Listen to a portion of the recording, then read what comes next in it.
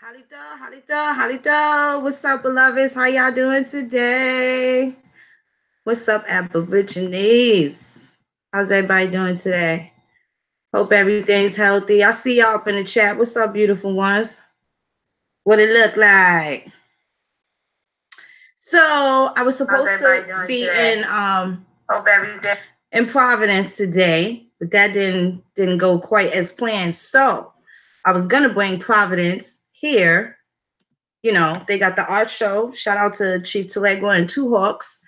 Having a little bit of technical difficulties on that. Hopefully he'll be with us soon. But what I am going to do, I got some fresh tunes, some Aboriginal music. This art exhibit is really fresh. Ultimately, they will be going on tour. Drop a one in the chat if y'all can hear me. Okay, I just want to make sure y'all can hear me and the sound is right. Remember, I used to always have such bad sound and stuff like that. Peace, Empress Copper Fox, Copper Girl Asia. What's up, Tomahawk?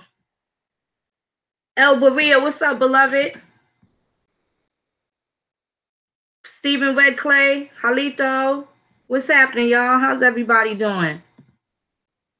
I hope y'all all doing well. I hope everything is healthy. Empress Isha, Maichi Butterfly, Copper Hot Step. Here come the Hot Stepper. What's up, baby? Love Legacy 400. Liz Robinson, Halito, sister. Love Legacy. My bad.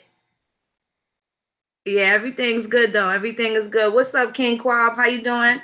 AC Running Horse. I know, farming would be awesome. Rondedo, CEO. Lynn Warren, Halito. Let's see. Who else we got in here? Queen Mystique. What's up, beloved? Star Strike. Cousin. What's happening, Donnie? Wingapo. Mayan Chichimacha. What's up, beloved? Wayne Moses. How y'all beauties doing? J-Rock. Win. What's up with y'all? Chad Murdoch. Hey, beloved. So I'm going to play some of this fresh music that he got. Brother got some pretty fly music. Some dope tunes and all that. Let's get to that. And hopefully he'll link us in the next few and we can take a look at some of the wonderful artwork that this talented brother has put together, Aboriginal artwork and all that. So let's check this out. Let's check this. Check.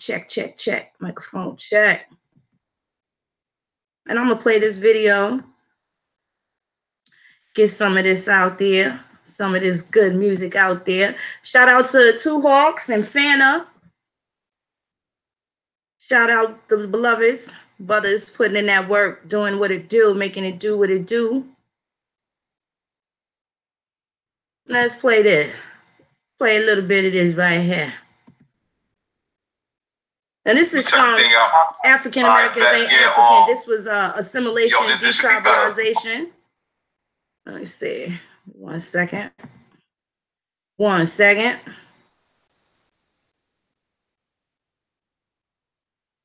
Just so y'all get an idea of who this awesome brother is.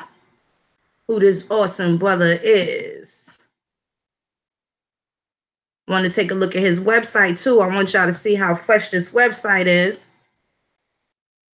And it's going to be tapianow.com. Take a look at this Indian right here. Let's see. Let's check out this website. This website is pretty fresh. Pretty fresh. And there's the good brother, Chief Talaigua. Y'all get familiar with that face. Y'all gonna hear that music. And y'all gonna see this brother, his artwork. Y'all get to that. We got to start taking over our industries again.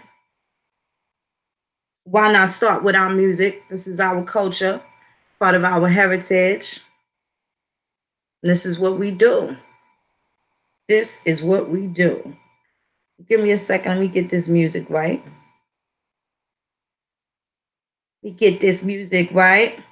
Yes, I thought we were going to be streaming live, but the brother is really, really super busy over there.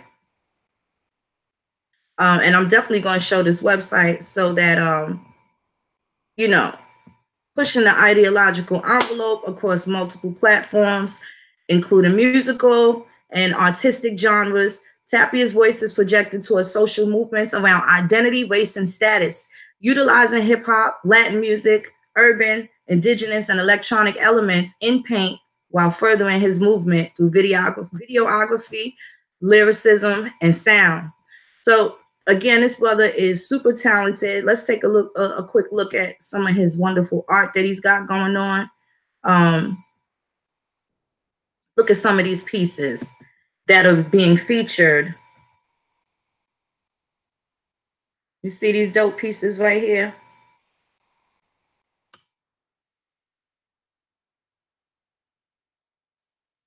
Halito Ancient One, what's happening, Orlando? Mad Vibes. Wagwan, baby. Copper Sun, what's happening, beauty? Take a look at some of this art right here. This is expression also. Very creative. Peace and love, Sadiq Bey. Look at some of these pieces. Very interesting pieces.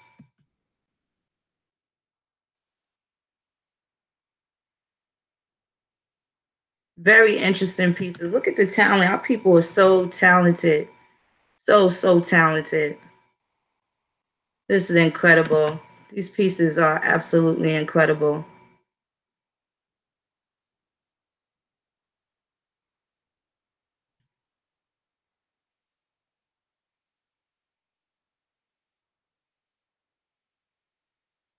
The Taino. Chief Talaigua, Taino K. See that? Get some of these other pieces together down here so you can see. Brother is really serious. Also, pretty decorated. He's got some degrees in music business, so he's very familiar with the game. So I'm suggesting if y'all got any songs, y'all got any material y'all want to put together, definitely holler. We got some people that's pretty loopy. Want to make sure that we take over a lot of our things, take a lot of our enterprises back, and of course prosper off of them. Because we done gave this shit away to the pilgrims and they done had a good old time with our shit for a long time. Peace and love, Marcus Powell, Marquise Powell. Hey, Brandon, Young Cherokee, Halito, beloved. What's up, Lorenzo, Halito? Hey, with his photo. What's happening with you, baby? Hope everything's good. These lovely pieces. I'm telling you, y'all, I still draw stick figures. Art has never been my thing. Halito Blackhawk, American Indian Truth. What's up, beloveds? I have never been able to draw. I will be 45 on Tuesday, and I still use stick figures. Yes. I still use stick figures. My children have the talent. They can draw. They have like really excellent penmanship. I do have good penmanship, but the artistic thing, I'm creative, but not in this particular capacity. Not in this capacity. I'm telling you, I stick figures, stick figure cats, dogs from kindergarten up until now. That's all I could do. I ain't good with it. What's up, Marlon P? Peace and grits, original American. Renee Thomas. Aren't these pieces dope? Aren't these pieces dope? This is how we gonna get back. This is how we getting back our this how, and then this releases a lot of stress and tension. I'm pretty sure it's the same thing. The way that I was, with music and being able to write and stuff like that. Jay Freeway, Halito, Gail Jackson. Hey, beloved, your birthday's April 1st. Happy birthday to you, sister. It's the day before mine. So these pieces are really, really incredible. I'm waiting to hoping to hear from him soon so we can get some of the live action and certainly be able to interview him. Genesis American, what's up, beloved? But look at this talented brother, man. This brother's really talented. Now this right here, I can see this right here on my wall. I can see this right here on my wall. This picture right here is fresh. They all are. I really, really like this particular piece right here. This is absolutely incredible.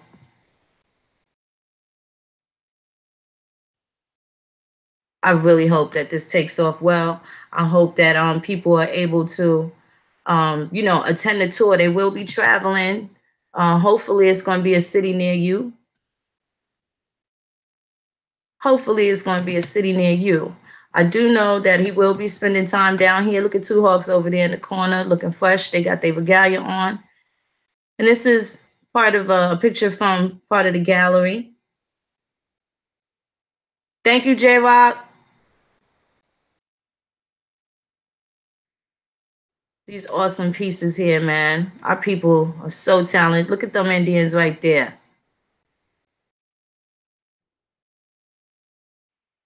That piece right there is really fly. That's a really fly piece. Really fly piece. Man, brother's so talented. Oh, look at this one. This one speaks volumes. This picture speaks volumes. I like that. I absolutely like that. So I'm just going through the brother's page. He's got a ton of people there. They're actually live, and the colors are crazy, aren't they? They're so vivid. I mean, it's gonna match any palette that you have in your home. This can go in any room. Like these paintings can go anywhere. I would be happy to show off some of these paintings in my home. You know, these paintings are really, really creative. Sunken places. Check that out. Look at this mural here. It looks like a mural. These are 4 paintings lined up back to back. And they're just really dope. They're just really dope. Okay, so we saw that. Hopefully the brother call me back and chime in. Let's see. There's also going to be listen to some of the music too. He's got a lot of music going on as well. Give me 1 second. 1 second. Let's show a little clip of this video from him and Two Hawks. So you'll find out who you are. It may not be who you want it to be. It may not be who you thought it was, but you can most certainly find out who you are. Most certainly can. There's records out there, county, city hall records. There's all of these different things. There's church records. All of these different places that you can check. National Archive. I did a video on it. It's about the Federation of Aboriginal Nations of America. Just want to make sure you guys are able to see. More effectively search your history. There's ways you can do it, but one of the most effective ones that we find is just simply getting something like an Ancestry.com account and allowing that to kind of help you start to organize family records in your own sort of personal archive. Now, this was done with Buck Wylam. This was an interview done with Buck Wylam. I'm going to drop this in the chat for your viewing pleasure at your leisure, so you guys have access to that. Let me drop this here. 1 second. Give me 1 second. And I will also put the link to his page so that you guys are able to purchase some of this art if you're interested at all. You know, not everybody's into that, but you know, we got to start supporting our people, and we got to make sure that we are consistent in supporting our people. This way, you keep the inspiration going, and people are able to stay in that realm where they're able to bring forth some of this creative talent. You know what I'm saying? You definitely want to do that. I want to shout out the good brother Andre Gator down there in Florida. That's my boy. I just want to give a super shout out to him. I want to give a shout out to my boy Zulu Lips as well. Zulu got that heat, y'all. Zulu got that heat. So I'm actually looking to get back into the studio too. It's been a while, but I still got it. Bars, bars. That's what my kids be saying. It's hilarious. But we definitely going to get back into that. Now, if the Chief's not here, if he's unable to link back in because the exhibit, he's got tons of people there. And you know, when you're hosting an event, people want your attention. I hope he's selling a lot of these pieces and stuff like that. Especially tonight. It's a good deal. This would be a good start to our new year, you know, with the brother being able to get this off. I know tonight was a really huge night for him.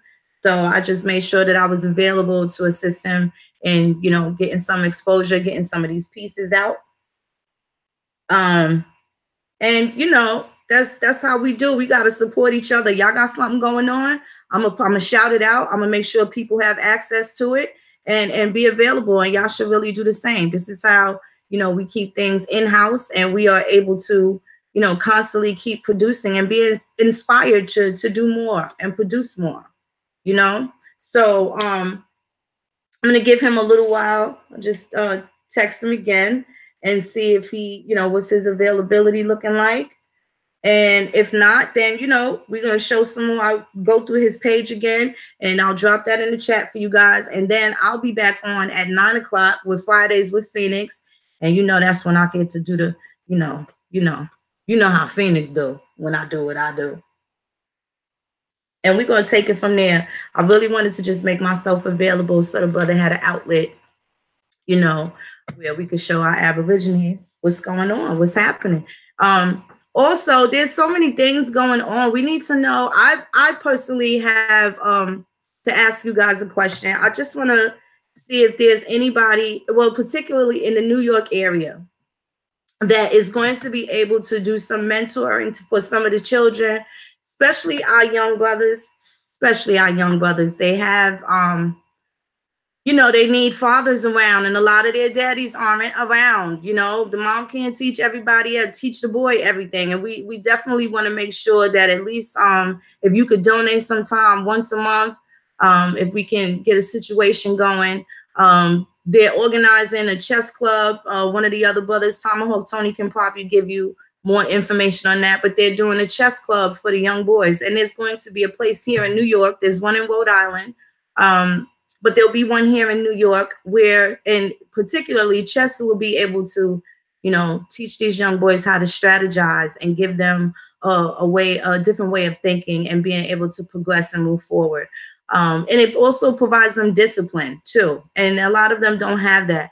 I watched a really horrific video today. And this is the type of shit that's going on. You know, really horrible thing. I don't know if you guys have seen it. Let me see if I can find this. Really horrible. I don't, like I said, clearly these boys ain't had no home training. They haven't, you know, maybe they're not getting any hugs at home, or I don't really know what it is, but it was pretty disgusting. I'm just gonna, you know, show you why it's important that our young men have these mentors. Okay, this is really horrific. So if you got a weak stomach, don't watch this shit. Don't watch it. I'm just gonna tell you, don't watch it right now. But it's super important that we make sure that we avoid having hooligans like this running around, feeling like they have no other choice but to bring harm and deal with malicious intent when it comes to our people. This was some cold-blooded shit. And to me, the only people that would be capable of this are people that have been in some serious situations that are beyond so dire that they're beyond asking for help. They're beyond asking for any guidance, any leadership. Right now, they just want to raise some hell. And this is the type of hell that the one that does get hugs, and the one that has received love, and the one that, you know, knows how to conduct themselves, they end up paying for it. You see? So when it comes down to people, you know, I have a problem when people say, oh, well, I'm glad that's not my son. And I'm sitting there like, it is. Everybody, it takes a village to raise a child. It doesn't matter how good you are to your children. If the boys next door are not being taken care of, then your children may very well be their victims. That's just it. They very well may be their victims. And we have to start asking for help where we need it. A lot of these situations are out of control. And it just causes a vicious cycle of just a bunch of fucked up shit that we really don't want to be a part of. We have no interest in maintaining any of these types of, situations in our community. This is awful. So again, I'm gonna tell y'all right now, if y'all got a weak stomach, just turn away for a couple of minutes. But I gotta show y'all, this is why these young boys, they need hugs. They need hugs, to say the very least. To say the very least. So check this out. I respect them. And I'm so sorry that this happened to him. Loved ones of 21-year-old Taekwon Eversley say he had just gotten off of work and was on his way to see his 3-month-old baby boy when a group of 10 alleged gang members hunted him down for no apparent reason. Police say Eversley was an innocent man, victim of an unprovoked attack. This woman, who knows the victim well, asked us not to show her face because 9 suspects are still on the loose. She says his heartbroken mother is still processing his sudden death. Not good at all. He was a good kid. Like, he deserved this. You are literally going to see a 21-year-old male fighting for his life, running on the streets of Brooklyn, being chased by a group of at least 10 thugs. Disturbing surveillance video released by the NYPD shows the now. Look at what these little bastards do. Look at what these little unfortunate mischief. This is, I don't even know what to call them. I don't even know what to call them. This is where Taekwon spent his last minutes alive. You can see in the surveillance video the thugs jumping right over this fence. Taekwon was hiding right behind a vehicle, very similar to this one. The suspects were right behind him. The most troubling part is here. Eversley jumping over this fence in the back of the home. His clothing gets caught on the fencing, and he is now stuck, a sitting duck. One of the suspects throws a giant rock over the fence at a now defenseless Eversley. Then another one takes out a gun and shoots him multiple times in cold blood, leaving him for dead. The NYPD tonight deployed this vehicle with TV screens that display the video of the attack on a loop. Police have already identified these 3 suspects who are on the loose as Donovan McDade, Shakur Huff, and Alfred Crooks. They need help identifying these other 6 individuals. You have gang involvement and literally hoodlums with no fear of the law. Surveillance video shows the chase through the streets of Brooklyn into a backyard where the 21-year-old victim is shot and killed. The pursuit, a reminder of the brutal gang killing of Lisandro Jr. Guzman Feliz in the Bronx last summer. Eyewitness News reporter Stacey Sager is live in East New York with the latest. Stacey? Well, that's right, Diana. It's because this was a horrific chase through the streets of East New York and a barbaric killing. Police say at least 10 men are responsible, definite gang affiliations. They only have one of them in police custody right now, so they're asking for the public's help. Watch the surveillance video and you will see why. It is chilling video from numerous surveillance cameras, and what how it shows these niggas running with their pants hanging off relentlessly pursuing their victim here in East New York, punching him unprovoked, then pursuing him through yards, through alleyways, and through streets. Meanwhile, their victim, 21-year-old Taekwon Eversley, is trying to escape any way he can. The victim is literally running up and down blocks trying to escape these individuals. But the victim now is literally running for his life. The victim finds a parked car on the side of a house on Cleveland Street, and he hides behind that parked car. And he's literally hiding in fear for his life. These are 6 of the 10 individuals police are still trying to identify, and they are asking for the public's help. But the story gets worse. After several minutes, you see the victim jumping over a fence, only to meet death on the other side. Unbeknownst to our victim, on the other side of that PVC fence is a chain fence with barbed wire on top. The victim gets stuck in a barbed wire. And as you can see, one suspect hurls a boulder at him. Another hangs on to that fence, pumping at least 5 bullets into Taekwon Eversley. Police comparing the vicious pursuit to that of 15-year-old Lisandro Jr. Guzman Feliz last summer here in the Bronx. He was dragged from a bodega and mercilessly slaughtered in a city street. This is a gun, not a machete or a knife, but you have gang involvement and literally hoodlums with no fear of the law, organized, driving around in cars looking for this individual and chasing him down and killing him. Just awful. Now, once again, police say they have only one of the 10 in custody. His name is Michael Reed. He was the one holding the boulder, tossing the boulder over that fence, but they are looking for the public's help in finding the others. One big distinction we want to make between this case and the case of Alessandro Guzman Feliz Jr. in the Bronx, the victims are very different. The victim in this case does have a prior criminal record for some serious crimes, robbery, assault, and drugs, but police say no one deserves to be beaten, to be chased down and shot and killed in this fashion, that this was an unprovoked attack, and they're hoping for the public's help. They're asking anyone with information on this case to call Crime Stoppers, 1-800-577-TIPS. So, yeah, you know, y'all see how disgusting that shit is, right? You see they chase this man all through the streets of Brooklyn. You know, and just they just are stone cold. How do you even deal with that? How do you deal with that? You know, and that's gotta hurt on both ends. When I say it's gotta hurt on both ends, because each of these children's mother, parents, whomever, the shame that they may have felt. And you know what? Not all of these parents are pieces of shit.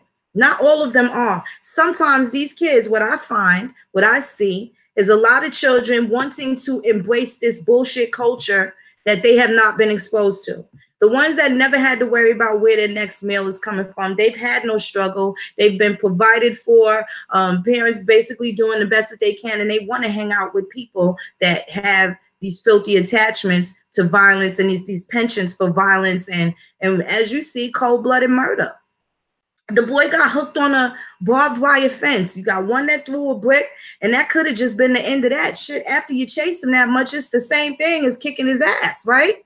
Now you throw the brick, and then you have this other dude that pumps 4 or 5 bullets into him. Not all these parents are messed up. Some of these children will just, you know, do exactly what they feel like doing, whether it's right or wrong. They want to embrace the kids that never got any hugs. They want to embrace the ones that never, you know, was told that they were valid and that they matter. The ones that never had cooked breakfast and hot meals. So, you know, I don't know. We got to do better. It takes a village. It takes a village. Now, you got this one dude sitting in jail. You can guarantee his ass, now that the boy is dead, you can guarantee out of all of them dudes, there's going to be a great number of them that are snitching if the one that they have in custody hasn't done so already. And perhaps that's how they were even able to identify the 4 assailants that they have already, you know, been able to identify. But all in all, it's a fucked up situation. It's a fucked up situation. I didn't like how the news reporter says how the police said that regardless, no one should be, you know, just hunted down and murdered, says the NYPD, who hunts people down and murders them. So I think that was a little hypocritical at best for anybody at the police department to make those types of statements. I mean, in a perfect world, that's the way it's supposed to be. But we all know that not to necessarily be, you know, what happens. So mentoring. Now, granted, we can't save everybody. You understand? I know that. I know that for sure. We can't save everybody, but there are some that, you know, are salvageable. We can't just throw them all away.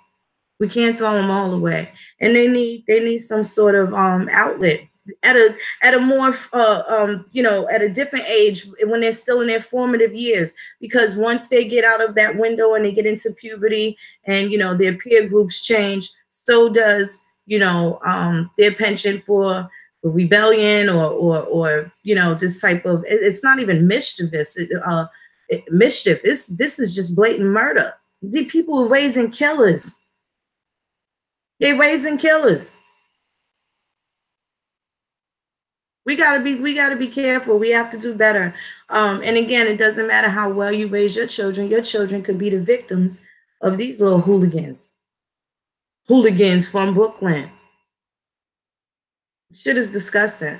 So the man was on his way from work going to see his 3-month-old child, and he never even made it there. Never even made it there. That's the sad thing. That's the sad thing, you know. So yeah, we need some mentors. We need some organizations that will you know, definitely make some programs available, some type of place where they can talk and hash out some of these problems where they're not judged and people actually listen to them. A lot of these people, children, they tell you before they do some shit wrong, you know, to see if you'll talk them out of it, or maybe to tell them no, or maybe to take back your alpha as a parent and don't just be so passive with whatever it is that these young kids want to do, you know. But I will tell you this, and according to, well, definitely the Talaigua, the Cherokee people, it was very important that the uncles had a very significant role in the children's lives. The uncles were very much like fathers. And certainly in the event that something happened to my husband, my brothers are there for my children. Historically, that's what our people used to do. Now everybody's too busy and they just kind of off into their own world and shit like that. Families are completely separated and you know, they're cliquish and, you know, even clannish among the clan, if you know what I mean. Some cases, in many cases, and it's really sad. But we got to do something. I definitely want to put a program together for these young sisters, the young ones, the little ladies, and teach them how to sew, how to sew regalia, and how to make our headbands and our headpieces and things like that. So I got a bunch of instructions from some of the elders and stuff like that on how to make headbands. One day when I have the patience to do it, I'm going to sit there and probably do a little session where I'm doing beading and stuff like that online. I'm definitely interested in learning how to do that. And I'm constantly evolving. Sometimes I have to do different things in order to keep myself calm, things that are soothing. You know what I'm saying, and bring peace to me. And sewing was something that my grandmother was very huge on. Knitting and crocheting. She used to make us all types of shawls. And I never really understood the significance of the shawls and the dresses with the ruffles. I just loved them so much, perhaps because they came from grandma's hands, but I never really knew the significance of the ruffles. And I was talking to my aunt, and my auntie was like, oh yeah, she was telling us how, you know, my grandmother made a lot of their clothes. She has 17 children, so she was very familiar with making clothes. Excellent seamstress. Her and my grandfather, they had a really nice social life too, and they would go out and get all dressed up, all extravagant and everything, and looking very elegant and stuff like that. She was very classy, very beautiful woman. Her and my grandfather were a handsome couple, and when they went out, they were sharp. And most of the things that my grandmother had was she made them, you know, with the exception of, like, you know, the minks and stuff like that, or, you know, the outer garments. But for the most part, the ball gowns, or, you know, the outfits and stuff that she wore, she made them with her own hands. And that's something that we need to do. This will stop us from being such ridiculous consumers. That's for sure. We are pathetic consumers, right? And we can certainly do better with our punk ass fiat. We could certainly do better with our fiat, you know. But definitely, I just want to make sure that we are starting to get back into our crafts. Get back into our crafts. Cotton is ours. That belongs to us. Cotton should be very special to us. Cotton is a very sacred plant to us. We should appreciate cotton. The world should appreciate cotton on the strength of the American Indian. Not just tobacco, cotton. You know, people could, any way you shake a stick at it, that is our industry. And people think cotton and they just think of slavery and all these other things. You don't think of prosperity. You don't think of, you know, the contributions that we made. They just think of the negative part of it, and that shit just fucks with their brain. So all those damn stories and stuff like that just messes with their mind and whatever, you know. So I have not heard from the chief. I'm pretty sure he is busy.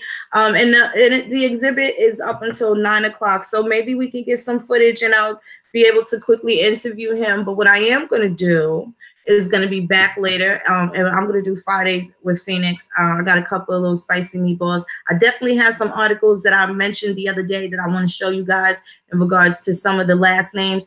One of these pan-frieds kept talking about, oh, what's your slave name and stuff like that. First of all, my name's a goddamn Direction. Okay? My last name is a Direction. West is a Direction. That's not, you know, no goddamn Kunta Kinte name. I don't know what the fuck they're talking about. And they also don't, you know, they just have these horrible perceptions of what it is. That's because they don't know the history. They only know it from what they've been told, not what they've seen with their own eyes.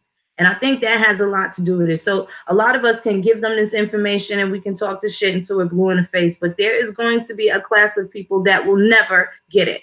They will never understand. They will never place themselves in the narrative. They will always see DNA as the end-all answer, but there has never been a group of people that you were required to submit DNA in order to prove, you know, who exactly you are. There's no Native American tribe that I know of that, you know, expects you to put your genetic matter in a cup. Okay, but you can't tell these pan-frieds that, and they are so used to, you know, classifying us as Native Americans, no matter how many times we tell them that we are American Indian, no matter how many times we tell them we are American Aboriginals, they still will refer that to being Native American. And in their mind, all Native Americans are rich. They have these wonderful, lavish reservations. They all have casinos and yada, yada, yada. And it's just, you know, just part of the picture that was painted for them. And it has now since been embedded in their minds, and they're unable to see the forest from the trees, as far as I'm concerned. And also, they'll make every excuse in the world of why DNA can't connect them to any relative over there in Africa. There's no way, you know, you can just tell somebody that they're from Kentucky and they have not one person that lives there. You know what I'm saying? It's just and they're okay with that. That seems to just be okay with that. Halito Marvis Duran, what's up, Juice 74? How y'all doing? How's everybody doing? What's going on with y'all lovelies? What's up, Chief Weisenbull? Ain't that the truth, Elberico? Ain't that the truth? You know, so, Emily McHenry, I'll go half on that million with you, sis. They ain't got it. It'll never happen, beloved. It'll never happen. Vaughn Wedberg, what's up, beloved? They won't be able to do it. Black Wolf Clan Scalper. I know that's right. We need more scalpers, baby. We need more scalpers. There's going to be plenty of carnage on the dance floor at some point during this tenure where we're going. This is why I'm telling y'all, when it's time to line these ducks up in the road, they're going to try and keep us in court for 5, 10, 15, 20 years. We got to stay healthy, and we got to transfer some of this information, the strategy, these procedures down to our children so they can take over in the event anything untimely happens to us. That's just a fact. That's part of proper planning. If you stay ready, you ain't got to get ready. There's some serious shit going on. I'm hearing a couple of horror stories from our Indians down in the South, and I want to be there. We're supposed to have a team of people that, oh, what happened? What's going on? They did what? We'll be right there. What's the closest airport? And we right there. We got our squad there. We got our security. And we put we're in a good position to be able to make sure that we keep the oppressors off the backs of our Indians. I think it's important. There's no way they're supposed to be living in peril in their own goddamn lands from foreigners and colonizers, descendants of colonizers. So it's going to be entirely up to the Indian how this all plays out. I know I'm going to play my role. I'm going to do what it is that I'm supposed to do. You know what I'm saying? Everybody else got to get in line and do their same thing too. So again, what's going to happen is I'm going to go grab me something to eat. Chief Talaigua, I guess he's unavailable right now, but we will get the recap and I'll definitely get him on. Also coming up soon, I got the brother Johnny Aborigine coming back. I got a couple other people. Let me just get it before I even drop the name. I just want to make sure that it's solidified. We'll talk probably on my birthday. We'll speak, and I'll make sure that happens too. But definitely we're going to have Johnny Aborigine on again, showcasing the coloring books and stuff like that. So this will be cool. Make sure you cop these books for the children. Make sure you cop for the children. They're going to need them. It's going to be dope. There's not going to be no Frozen pictures or none of that Little Mermaid shit. It's going to be chocolatey covered, copper colored Indians. And it's going to be dope. And that's exactly what our children need to be exposed to, right? They definitely need to be exposed to things that are superb and superior in their own likeness of themselves, so that we build confident, you know, children that are full of light, not heavy, sullen, dismal, calamitous children, right? That just, you know, full of chaos and anger and stuff like that. We got to make sure that these next children, this next generation of children coming up, you know, in this new decade, we'll be going on into a new decade, into the 2020s. What, 7 months, right? Not even that long, 8 months, down to 7, pretty much, something like that. This is happening really, really soon. So we have to make sure that this next generation, that they have a better shot, that they have the information, and they also have the oral story, because they did get lost within the last 2 generations. So what we're going to do now is make sure that that never happens again. And, you know, in 40 years, there's so much that could be done to make sure that the Indian is never left behind or forgotten ever again. It's not going to take 2 generations to do this, to accomplish this. So for these next children to, you know, to our children to produce and grandchildren to grow up, give them 18 to 20 years, and there's so much more that we'll be able to do. Get them back into trades. Let's try and get them, you know, mechanical stuff, so that we can have these industries.